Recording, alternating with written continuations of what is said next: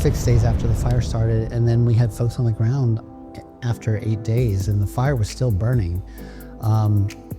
I got on site and the fires were at 35% containment, which is very rare, especially for our group, because we typically go in to deal with the community and the media after the fire's up.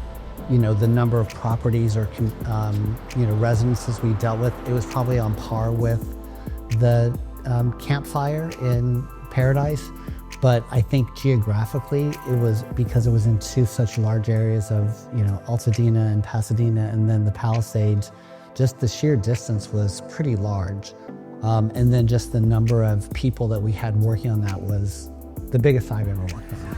Some days are harder than others in terms of just the people you're dealing with. And, we have to recognize also we're dealing with a lot of people who are victims of the fire that are just having the worst month of their life. And those emotional stories are difficult sometimes to deal with, and talking to people about their grief and what they've lost. But it's also, that's another important part of what we do. And our community engagement and community involvement coordinators do this so well.